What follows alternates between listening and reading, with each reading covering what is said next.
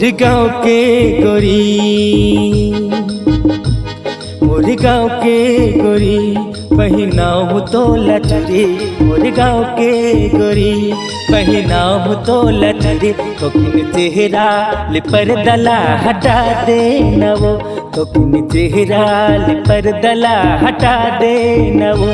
मोर गाँव के गोरी पहनाऊ तो लचरी, मोर गाँव के गोरी पहनाऊ तो लचरी। कोकिन चेहरा लिपर दला हटा दे नवो, कोकिन चेहरा लिपर दला हटा दे नवो।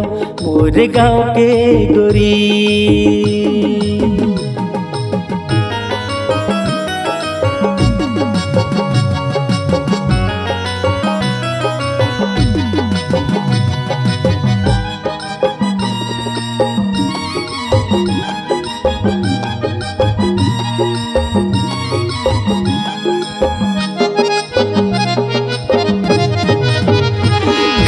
बादर तुर आँखी के काजर आज चमके बिजली कस रोशन तुर मांगे सजे।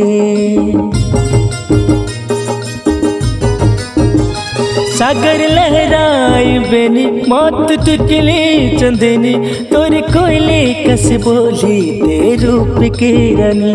तोर चेहरा के दीवाना, तोर चेहरा के दीवाना बन के बैठे है जमाना, तोर चेहरा के दीवाना बन के बैठे है जमाना।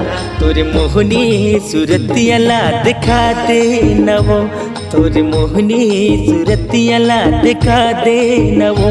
मोर गाँव के गोरी।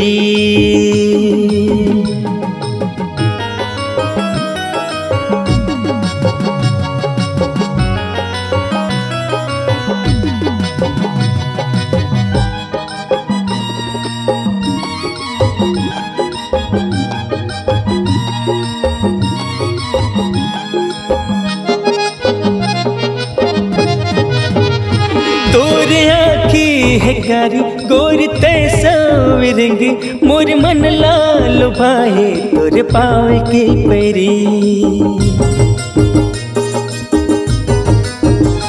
तोरे काने के बाला गोरी ते मधुशाला, मोला बनाल रानी तोरे रखवाला। गाँव के जम्मू टूरामन, गाँव के जम्मू टूरामन होगी हावे वो दीवाना, गाँव के जम्मू टूरामन होगी हावे वो दीवाना। मोला भैया बना के रानी जंतर जाना, मोला भैया बना के रानी जंतर जाना।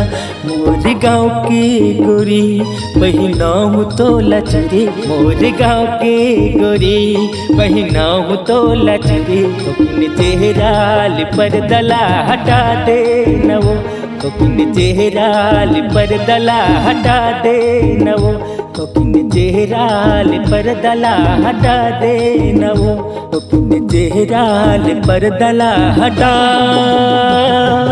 दे नवो। जोहार संगवारी हो, अगर आप मन ला हमार वीडियो पसंद है सोही तो वीडियो ला लाइक करो और चैनल ला सब्सक्राइब जरूर करो। और हाँ, बेल आइकन ला जरूर दबाओ ताकि हमार नवा अवैया वीडियो आप मन ला सबले पहले मिले। जय जोहार, जय छत्तीसगढ़।